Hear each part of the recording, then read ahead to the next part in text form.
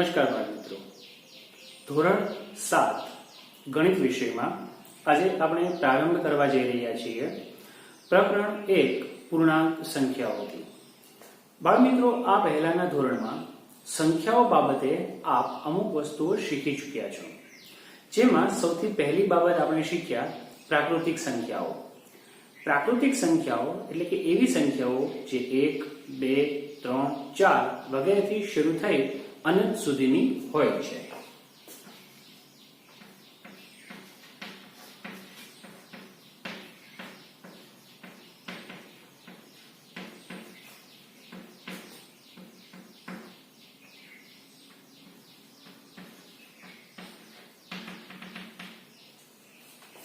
આ ઉપરાંત આ સંખ્યાઓમાં જ્યારે શૂન્ય ઉમેરવામાં આવે છે, અર્થાત કે શૂન્યનો સમાવેશ પ્રાકૃતિક સંખ્યામાં થતો નથી। પ્રાકૃતિક સંખ્યાઓમાં જ્યારે આગળ શૂન્ય ઉમેરવામાં આવે છે ત્યારે તે સંખ્યાઓને પૂર્ણ સંખ્યાઓ કહે છે।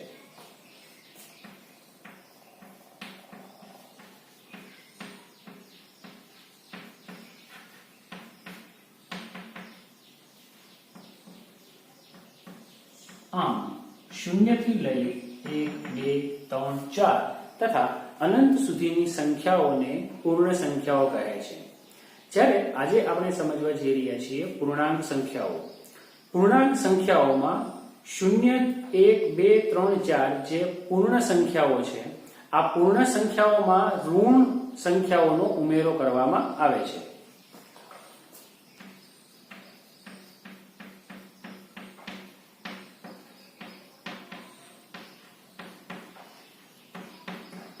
ઋણ સંખ્યાઓ પણ અનંતથી લઈને -3, -2, -1, 0 અને ત્યારબાદ 1, 2, 3 થી લઈ અનંત સુધીની સંખ્યાઓનો સમાવેશ થાય છે, જેને આપણે પૂર્ણાંક સંખ્યા કહીએ છીએ। અને ધોરણ 7 માં આપનું આ પ્રથમ પ્રકરણ પૂર્ણાંક સંખ્યાઓ વિશે તથા પૂર્ણાંક સંખ્યાઓની ગાણિતિક પ્રક્રિયાઓ વિશેનું છે। બાળમિત્રો, આપ અહીં જોઈ શકો છો કે બોર્ડ પર સંખ્યા રેખા દર્શાવેલ છે। સંખ્યા રેખાનો અર્થ એવી રેખા કે જેના પર સંખ્યાઓ અંકિત કરેલી હોય। અહીં સંખ્યા રેખા પર પૂર્ણાંક સંખ્યાઓ અંકિત કરેલી છે। સંખ્યા રેખા પર કોઈ પણ પ્રકારની સંખ્યા તથા અંકોને અંકિત કરી શકાય છે। અહીં દર્શાવેલ પૂર્ણાંક સંખ્યામાં આપ જોશો કે સંખ્યા રેખા પર મધ્યમાં આપણે 0 દર્શાવેલ છે તથા સંખ્યા રેખા પર જેમ આપણે જમણી તરફ જઈશું તે પ્રમાણે સંખ્યાઓ ચડતા ક્રમમાં હોય છે તથા જે પ્રમાણે સંખ્યા રેખા પર ડાબી તરફ જઈશું તે પ્રમાણે સંખ્યાઓ ઉતરતા ક્રમમાં હોય છે। અહીં આપણે જોઈ શકીએ છીએ કે સંખ્યા રેખા પર શૂન્યની જમણી તરફ ધન પૂર્ણાંક સંખ્યાઓ દર્શાવી છે તથા શૂન્યની ડાબી તરફ ઋણ પૂર્ણાંક સંખ્યાઓ દર્શાવી છે। તો આ બાબત આપણે ધ્યાનમાં રાખીશું। અહીં ઋણ પૂર્ણાંક સંખ્યાઓ દર્શાવી છે તથા શૂન્યની જમણી તરફ ધન પૂર્ણાંક સંખ્યાઓ દર્શાવી છે। જેમ આપણે વાત કરી કે શૂન્યથી ડાબી તરફ જતા જે ઋણ પૂર્ણાંક સંખ્યાઓ છે, જેમ આપણે ડાબી તરફ જશું તેમ સંખ્યાઓ ઘટતી જશે, ઉતરતો ક્રમ છે। આપને થશે કે અહીંયા તો 1, 2, 3 એમ છે, પરંતુ આપણે એ પણ જોવાનું છે કે -1, -2, -3 છે। એનો અર્થ કે -1 એ -2 કરતા મોટી સંખ્યા છે। એટલા માટે સંખ્યા રેખા પર જમણેથી ડાબી તરફ જતા એ ઉતરતો ક્રમ છે, સંખ્યાઓ ઘટતી જાય છે।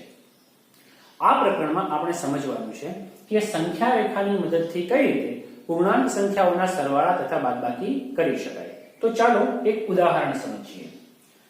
ઉદાહરણ સ્વરૂપે -5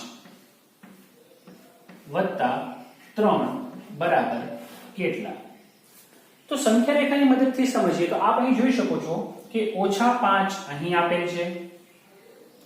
-5 ઋણ પૂર્ણાંક સંખ્યામાં આપણે 3 ઉમેરવાના છે। સંખ્યા રેખાની મદદથી ઉમેરવા માટે આપણે એક ડગલું આગળ જતા જઈશું। તો એ પ્રમાણે -5 થી -4 એક ડગલું, -4 થી -3 બીજું ડગલું અને -3 થી -2 ત્રીજું ડગલું। अर्थात -5 માં આપણે 3 ઉમેર્યા તો જવાબ આપણને અહીં મળ્યો છે -2. અહીં આપણે એક બાબત શીખ્યા કે સંખ્યા રેખા પર જ્યારે પણ સરવાળો કરવાનો આવે અર્થાત સંખ્યાઓ ઉમેરવાની આવે ત્યારે આપણે ડાબી તરફથી જમણી તરફ જઈશું. બીજો દાખલો જોઈએ. 4 ઓછા 3 બરાબર કેટલા? અહીં 4 એ ધન પૂર્ણાંક આપેલ છે અને આપણી પાસે ધન પૂર્ણાંક 4 અહીં છે. એ 4 માંથી આપણે 3 બાદ કરવાના છે અર્થાત 3 ડગલા પાછા આવીશું. તો આ રીતે 4 થી 3 પર એક ડગલું, 3 થી 2 પર બીજું ડગલું અને 2 થી 1 પર ત્રીજું ડગલું. અર્થાત 4 માંથી 3 બાદ કરતા જવાબમાં આપને મળે છે એક ધન પૂર્ણાંક સંખ્યા. આ બાબત પરથી આપણે એ શીખ્યા કે સંખ્યા રેખા પર જ્યારે પણ બાદબાકી કરવાની આવે ત્યારે જમણીથી ડાબી તરફ આપણે જઈશું.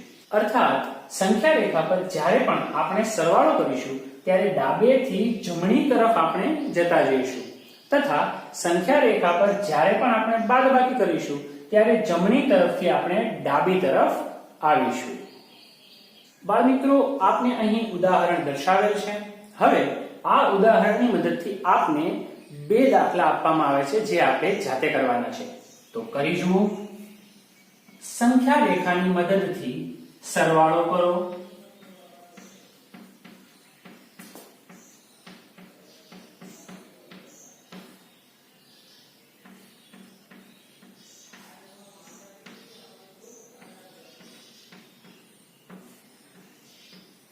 તથા સંખ્યા રેખાની મદદથી બાદબાકી કરો.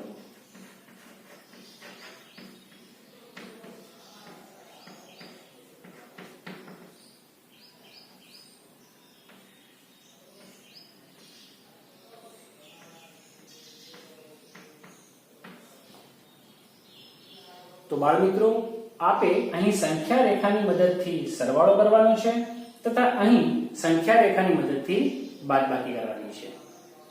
આવતા વિડીયોમાં આ જ પ્રકરણના અન્ય બાબતો વિશે ચર્ચા કરીશું. ત્યાં સુધી આપનું આ ગૃહ કાર્ય પૂર્ણ કરજો તથા સંખ્યા રેખા દોરતા શીખજો. ફરી મળીશું નવા વિડીયોમાં નવા મુદ્દા સાથે. ત્યાં સુધી આવજો.